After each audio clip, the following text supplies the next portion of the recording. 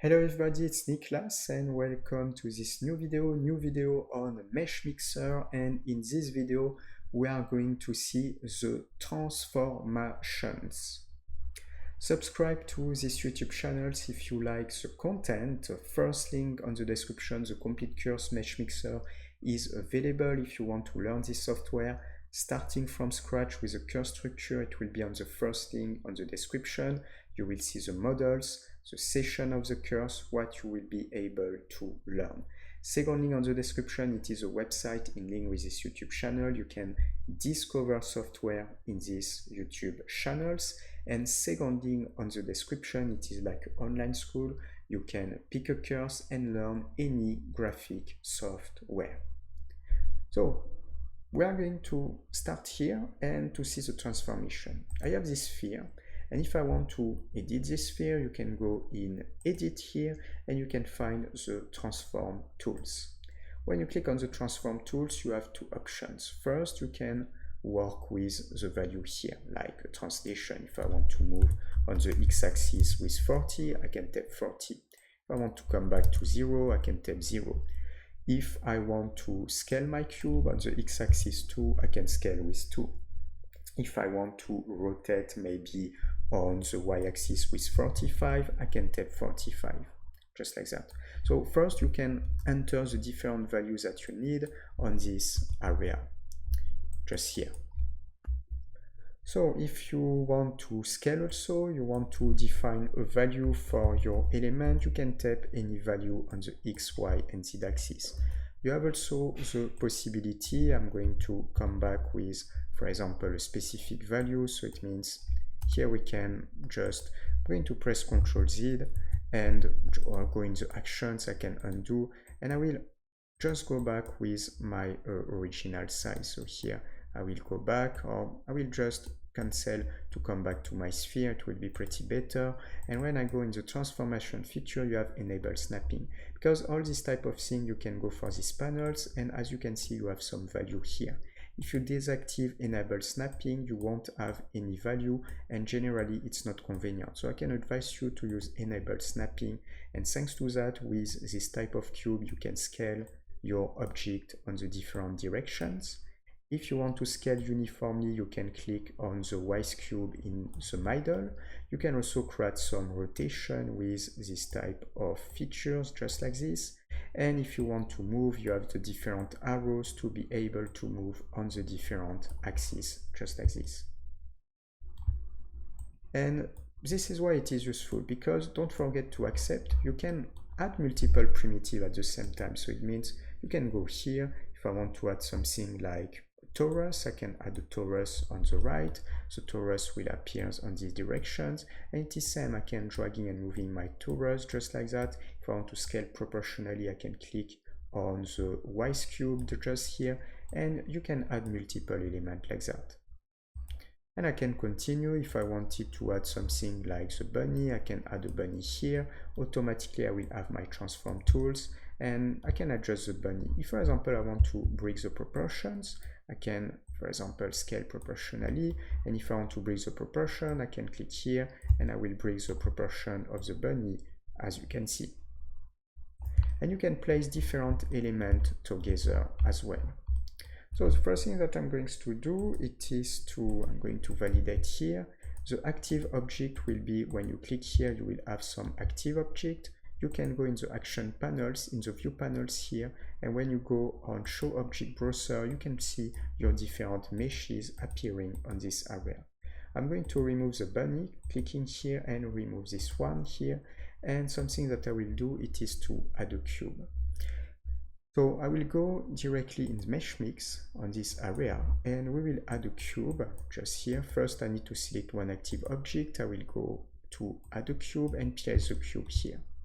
I will validate my cube, then I will select the sphere and press delete on the keyboard, and I will click on my cube, and I will go in the edit mode, transformation. In the transformation mode, first I will place my cube with a value on the x-axis at 0, just using the arrow tools, and here I will place at 0 as well.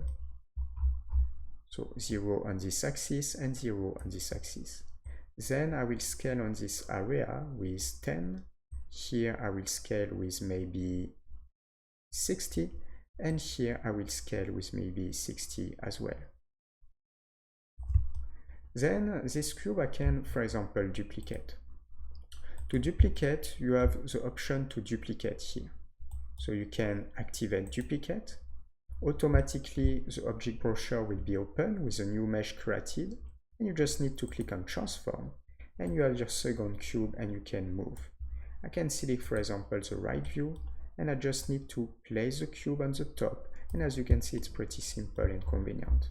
You can just, maybe I'm going to scale the cube to make something, I would like to create something like a columns, decorative column, so I will reduce here, and I will reduce maybe on this direction with 36 as well, just like that.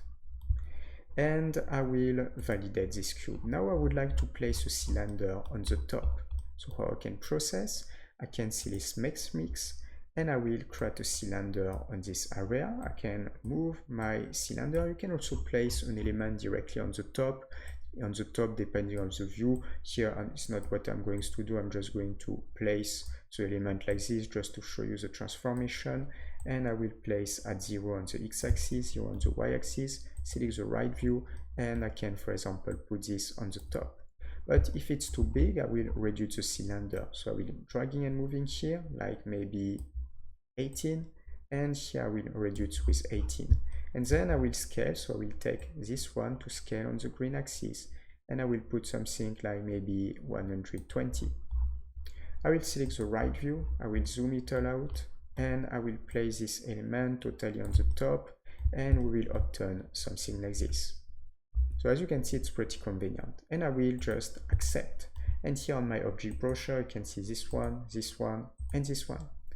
And after you can for example sculpt if you need. So I will select one of these tools, I will click on the sculpt tools, and I will use something like can be flatten, for example, and I will decrease the strength, increase the size, just like that. And if I click here, as you can see, I will make some transformation. The render is not pretty good for a simple reason that the topologize is not extremely interesting here, but we'll have the possibility if we want to make some transformation on the topologize. So here it's not extremely convenient because the topologize is not very good. I will have the occasion to show you how you can change the topologize. Here it is same, I can flatten, but as you can see, it's not going to be extremely interesting here. If I select something like smooth, I can use something like the bubble smooth. And as you can see, it's not extremely convenient for the simple reason I need to select this object. So first I need to click here, sculpt mode, and I will come back with something like bubble smooth. And now it's going to work properly, just like this. So you can press escape, you can select another active object, and when you have an active object, you can click on one of these tools. I will select, for example, the bubble smooth again, decrease the strength, and I can just adjust a little bit. The render won't be pretty good because it will be more interesting to subdivide more and to remesh the object. But here it was just to show you the transformation features, just like that. So that's it. We are going to stop here with the transformation in this video. If you like, subscribe to this YouTube channels. First link on the description, the complete course Meshmixer is available. So if you want to learn this software starting from scratch with the course structure, it will be on the first link on the description. You will see the models, the session of the course, what you will be able to learn. A lot of hours of training content. We see all the different features in details and different training session at the end of the course with 3D sculpting as well. First link on the description. Second link on the description, the website and link with this YouTube channel. You can discover software in this YouTube channels, have basics of this software. And second link on the description, it is like an online school. You can pick a course and learn any graphic software. For our next video, see you. Ciao, ciao.